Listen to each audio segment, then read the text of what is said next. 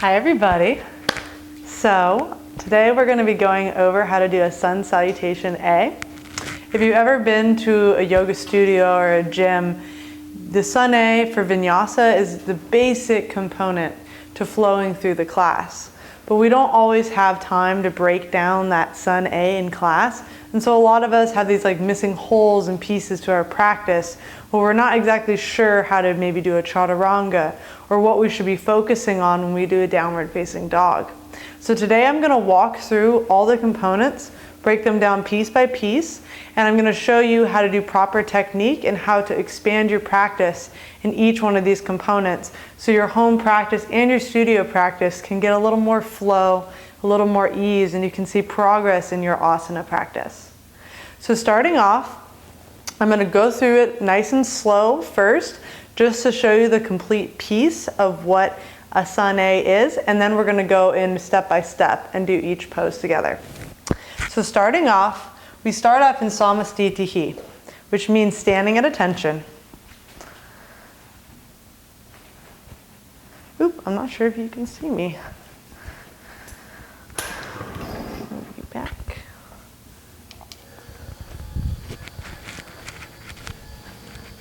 So while we're standing at attention, we're grounding down through our feet. Our shoulders are pulling down our back and our lower belly is pulling up and in. Keep a slight bend, a comfortable bend to our knees so our legs aren't locked out, but they're active. You want to think pulling up, going up. Be active all the way out through your fingertips and tuck your chin just slightly so your shoulders and your neck can feel a nice long stretch. I'm going to turn this way to show the rest of the sequence. Inhale, reach up, look up, palms touch overhead. Exhale, forward fold. We inhale up to a half lift to a flat back. Exhale, step back to a high plank. Lowering down halfway, chaturanga. Inhale, upward facing dog. Exhale, downward facing dog. Inhale, looking up between our thumbs. Exhale, traveling forward to a forward fold. Inhale, half lift. Exhale, forward fold. Inhale, reach up, look up. Exhale, hands to our heart. So as you see, as we move through the full Sun A, we move with our breath. We begin on an inhale and we end on an exhale. So it's a full cycle through. And you can use your breath, and once you get into the flow of it, you can really let your mind turn off and really just move with the breath and the body. It's a really beautiful connection. So starting at the very beginning with our standing at attention, I went over it briefly, but we're going to add on to that. When we stand at attention, we want to make sure that we're pressing down through all four corners of our feet. So we're not leaning back or forward, but we're nice and centered over the arch of our foot. Coming up, we want to make sure our legs are active and we're not just sagging down, but we're actively pressing our feet into the ground. This is going to help us with that rising up feeling. So people often say root down to rise up. That's what we want to keep in mind. Moving up to our belly, we want to pull the navel back into our spine. So I'll turn this way just to show you so our butt isn't rounding out here. You can also notice that my legs lock out. This is pretty typical for a daily stance, but this is not a normal stance in yoga. Yoga, we pull that lower belly in, we lengthen the tailbone down, and we bring our energy up through the crown of our head. Coming up to our shoulder blades are pulled down our back, so they're not shrugging up, they're actively pulling down. Energy shooting out through our fingertips, and our gaze is straight ahead and direct. When we inhale and we come up, we're actively pulling our shoulders down into our sockets, and we're gazing up in between our hands. Same thing here, we're grounding down through our feet, our belly is still on. And then as we fold forward, keep a flat back. Stay as flat as you can as you go forward. Try to prevent rounding out. because this does mean our core is off and we're getting kind of ragdolly. We want to keep our belly in. Even if this means bending our knees to keep that flat back, feel free to modify. Don't feel that you're forcing anything through your practice. You want to feel good, you want to feel comfortable, strong and engaged. As we fold forward, we want to keep our back as flat as we can. If you have tight hamstrings, you can always modify by bending your knees or by placing blocks underneath your hands. So you're bringing the floor to you. In our forward fold, same thing, we don't want to be lazy here. We want to have our feet actively pressing into the ground. Our lower belly is pulling up and in. And we're trying to get our spine as long and flat as we can. When we inhale, come up halfway. Feel free to bring your fingertips on the floor or on your shins, but you want to get your back flat. What I see a lot of times is people will come up halfway and they'll be like this, and their back is totally rounded out, and that means our core again is turned off. So we want to flatten our back out, pull our belly in, so that way we keep with that core engagement, which is really essential not only just to the Sun A, but to the whole yoga practice. In our Sun A, we're trying to focus on the fundamentals, which are going to build into harder and deeper poses. If we can get that Sun A down, we're really exercising, the greatest, biggest muscles in our body, and we're also warming them up, which is the main point of the Sun A. If you only wake up every day and just do 5 Sun A's, you're already setting yourself up for a great day, because all of your muscles, your main muscles, will be engaged and warm. So once you got this down, you're really good to go forward with your practice. So where are we at? We are in the forward fold. Our legs are engaged, our belly's engaged. We're half lifting, belly is strong, flat back, and then we're folding forward. And now this is very important. We inhale, come up halfway, and as we exhale, we place our hands down. We can step to a plank and lower down, or we can hop back, which is a little harder, and we're basically floating backwards straight to a chaturanga. We don't want to jump back straight to a plank because it's really hard on our shoulder girdle and as well as our lower back. So now we've gotten to the hard part, I think. So plank is a really fundamental pose that I think is kind of often misunderstood by people. 2 big mistakes I see when I see people doing plank is this, the low butt. Their shoulders are out, their belly's not engaged, and the halfway down dog. So neither of these is really getting us where we need to go. In our plank, we want to have our hands straight underneath our shoulders. Our butt isn't sticking up, but it's just a little up. That way we're not sagging down, our belly is activated. And I like to rest my weight back into my heels, and I pull my heels toward the ground. Push away from the ground. Notice my shoulder blades are not sticking out of my back. This is a huge important detail. We do not want to be like this. Our shoulder girdle is unsupported, and it's not going to help us build up that strength that we need to do the chaturanga, that big move. For me, learning to do chaturanga was the hardest part. I didn't have that shoulder stability, and so for so long my shoulder blades winged out of my back, and I never built the strength. It was only when I learned that I had to press away from the ground to build up strength in plank that I began to be able to do chaturangas on a daily class-to-class basis. So now we're going to get to the big doozy. There are multiple ways to do the chaturanga. The simplest thing, if you are not at that level and you're still working on your plank, is simply to go from plank to downward facing dog.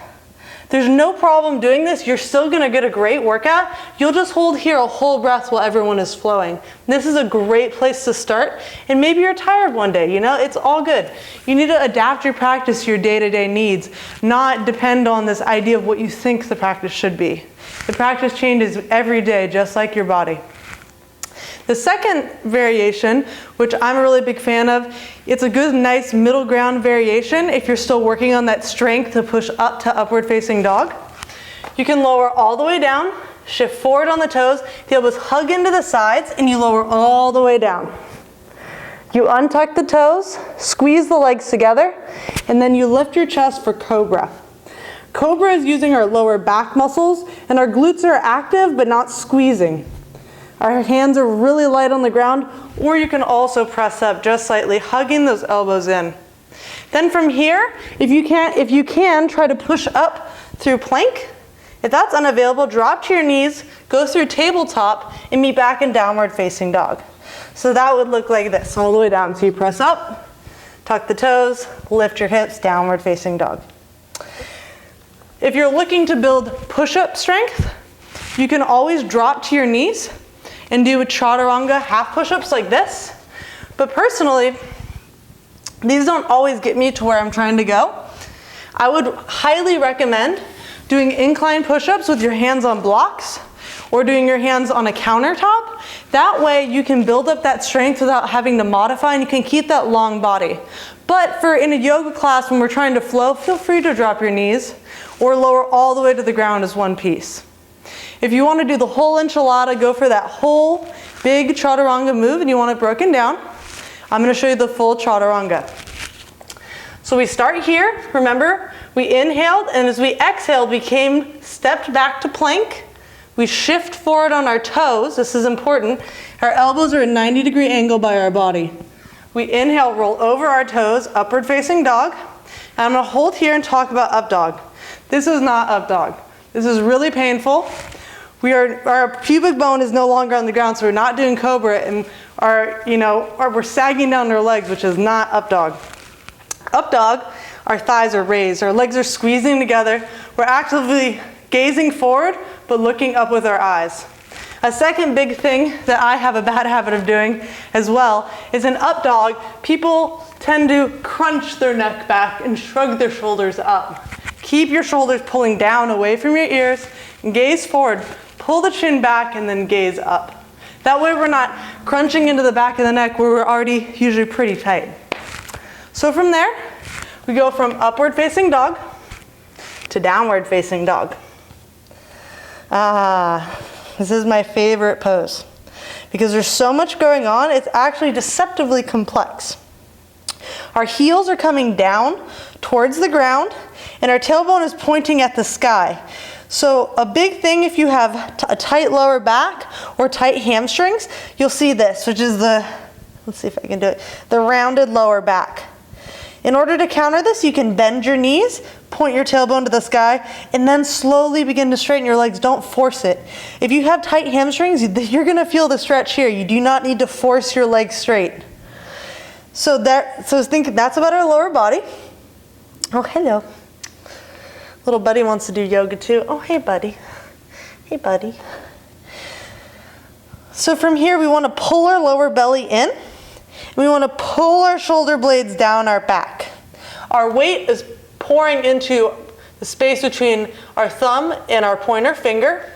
And we're actively pressing our hips, our chest towards our thighs. Our gaze is at our thighs or our belly button, so we're not looking like this. Again, with that neck crunching, we want to counter that by tucking the chin and looking back. Our hips raise at the sky. Breathe.